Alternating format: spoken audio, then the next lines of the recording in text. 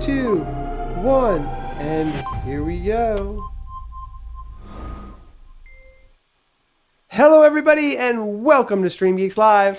Happy Monday, guys. We've got a great topic for you today. Can't wait to dive into that. In this video, we're going to show you 10 features inside Open Broadcaster software that you got to know this year in 2019. All that and more will be coming up next.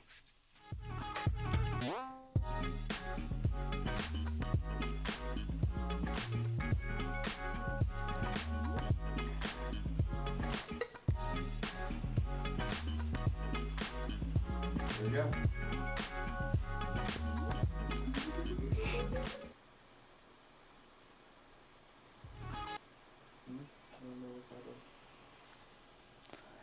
There we go. All right, so today we're talking about Open Broadcaster software, 10 tips that you have got to learn if you want to take OBS seriously. Absolutely. First, let me address that I'm wearing sunglasses and a hat because I'm getting over a migraine, so bear with me on how ridiculous I look today, but I just couldn't do the bright lights and all that. So moving on, we have an updated Udemy course on OBS going hand in hand perfectly with today's show. So head to Paul Richards' Udemy courses after the show today to access that, which is free for a limited time. Yes, and we are going to talk a little bit of hotkeys and xKeys in OBS, also camera control. This is our giant xKeys controller here, the 124 with a T-bar, but we're also going to talk about the smaller xKeys as well. And that Udemy course is also going to be available right here on YouTube. So just subscribe to our YouTube channel, check out our playlist. Every video is going to be available there, teaching you step by step all the advanced features of OBS. I'm already enjoying the comments in the chat regarding my appearance. What's that instant replay in OBS? That's a brand new feature as well. At least I've yet to see it. And I'm really excited to see how that turns out. Yes, that's You're a cool going to be teaching one. me about I'm that going to today. show you guys how it works. I'm guessing there'll be questions about that. And with all of this, we decided let's create a special group, a Facebook group for Open Broadcaster software users. So if you're a user and you enjoy hanging out with the StreamGeeks, talking with other people, collaborating, inquiring, and inspiring your fellow streamers, join this group, facebook.com/groups/OBS users. And it's really, these Facebook groups are great for dedicated users, all sharing the same software that they all know and love. So let's get into it, guys. We've got a great little presentation, and let's start right now. Here we go.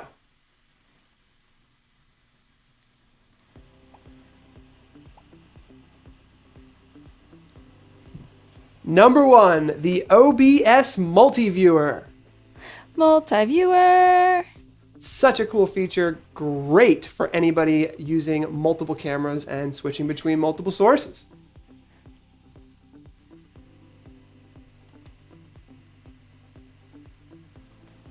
Number 2, hotkeys, used for transitions, camera controls, and instant replay. We'll be showing that off with our xKeys controller, and you'll see just why it's easier than ever. Number 3, the new tech NDI Plugin. Possibilities that are really mind-boggling. Live streaming to multiple destinations. We know you want to do that with OBS. Number 4, Xbox camera control. That's right. PTZ Optics cameras can now be controlled with an Xbox controller through OBS. Number 5 is studio mode. That's been around since OBS 20, but if you missed it, it's probably one of the most crucial tools that you can learn about. Number 6 is instant replay. Who would have known? OBS built it in, and we're going to talk about how to use that with your xKeys controller. Number 7 is image mask. This is for you artistic folk out there that want to do something cool. There I'm taking an image mask of a circle into a webcam. That's Number 8 is stingers. Stingers are really cool. Throughout my course, we'll talk about how to create your own. Number 9 is VST plugins. That's right. Make your audio sound amazing with VST audio. And number 10 is color correction and Luts. Love applying a nice lookup table LUT to our cameras, and basic color correction doesn't hurt. Wow, OBS developers, amazing jobs, and we're your biggest fans. If you want to learn more, take our free OBS training course right here on YouTube, or get a little extra on Udemy. And don't forget to subscribe because those videos are coming out daily. And we're so excited to be teaching you guys all about the greatest. I'm blown away. I can't believe how much stuff the OBS I'm has blown now. away. I'm really blown away. I mean, because they're open source, they're just continually changing and advancing, and it's a lot of fun to see all the new features that they bring up. I can't believe like how quickly some of this stuff has happened, because over the past 2 or 3 years, like 3-4 years ago, OBS was just basically, a tool that you used because you wanted something free to get something done.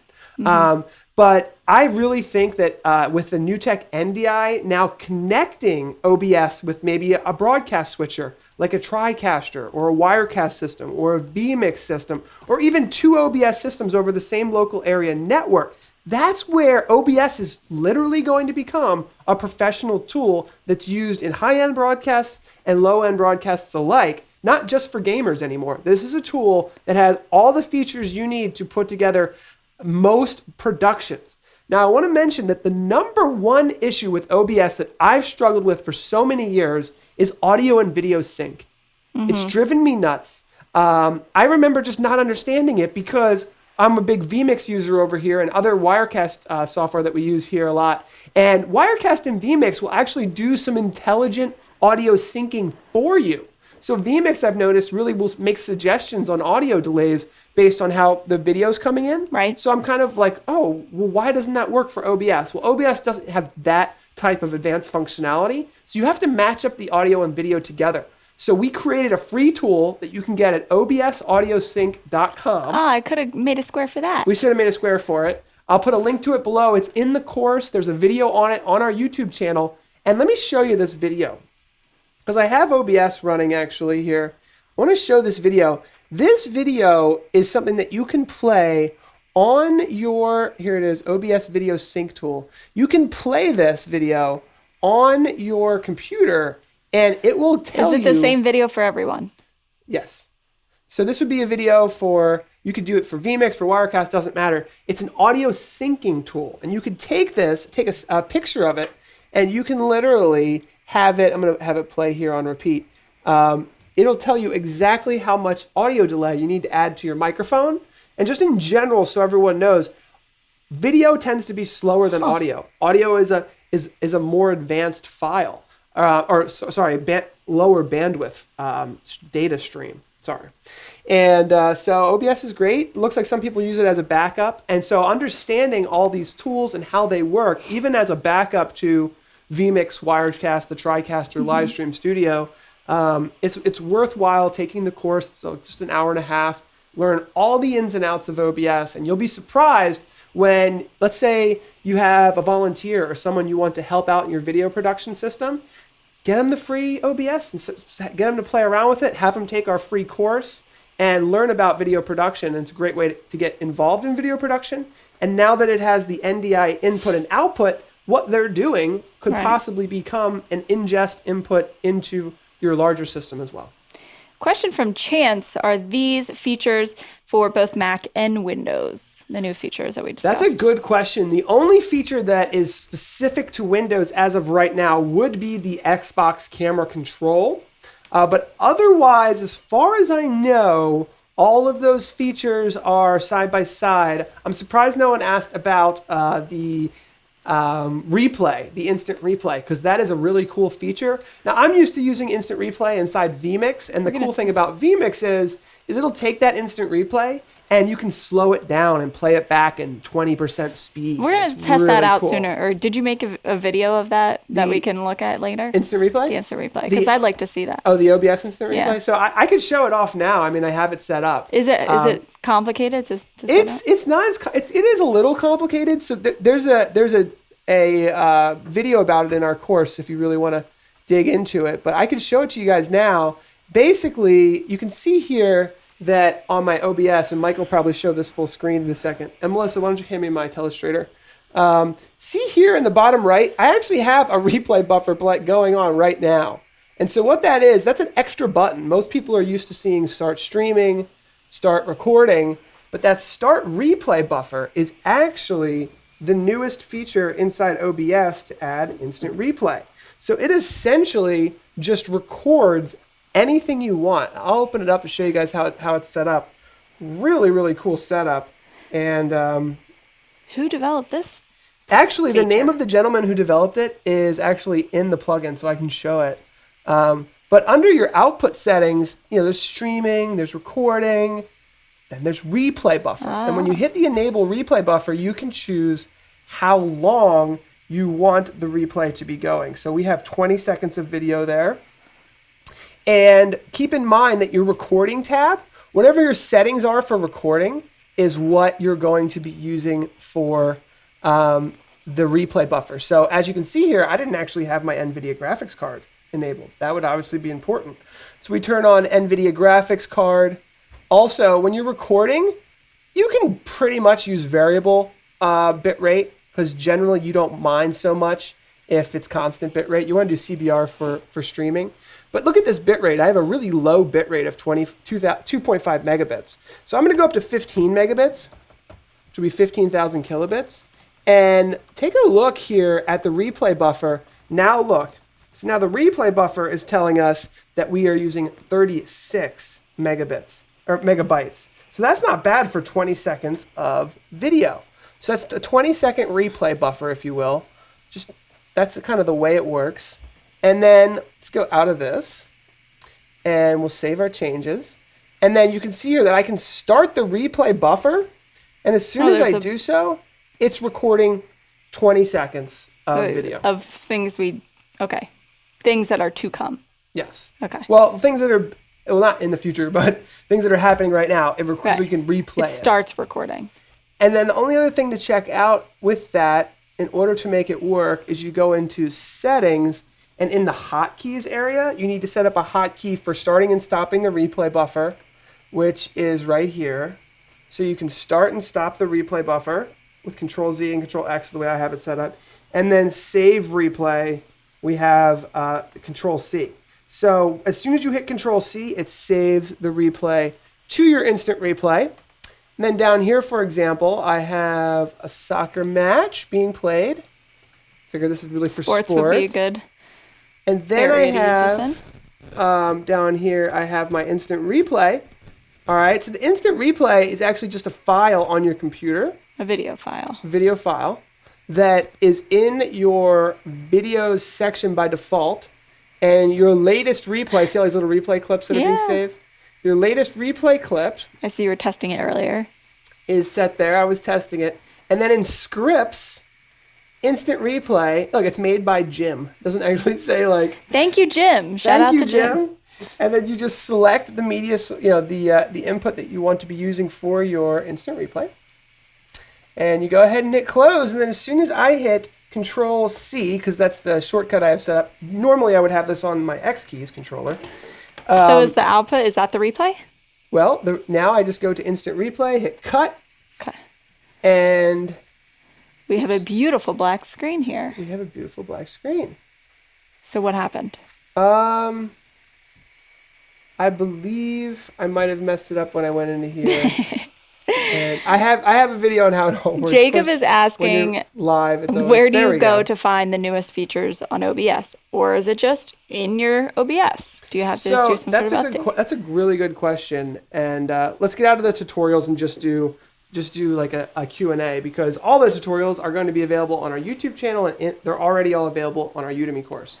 So if you're trying to stay up to date with OBS and what's going on, I would highly suggest joining our user group.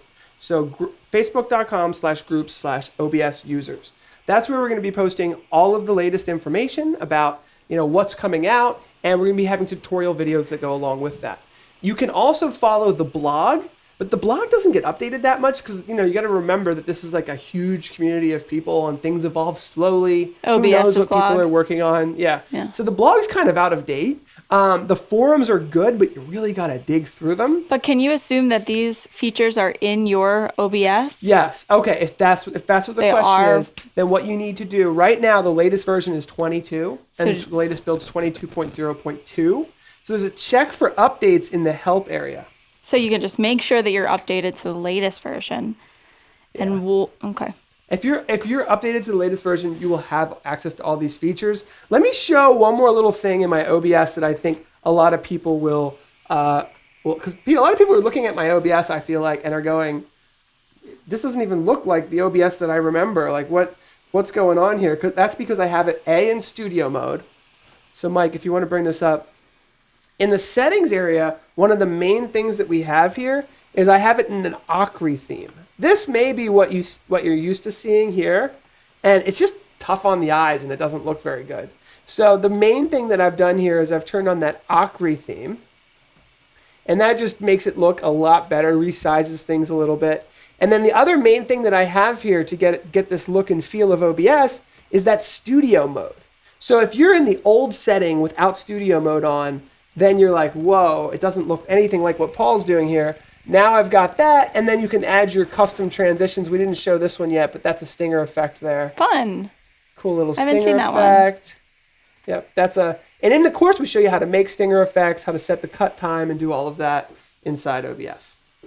One more question for you, Okay. really quick, from Jacob on Facebook. He says, what's the best way to figure out your bitrate while streaming or when streaming? Well, that's a good question. You actually set the bitrate up first. So in the settings, and this is something that we cover, we've already got a video about this on our YouTube channel. Basically, you want to choose the bitrate that your computer can A, support, and B, your upload speed can support. So two things are happening. You're streaming out to the cloud. That's your upload speed. You never want to use more than 50% of your overall upload speed.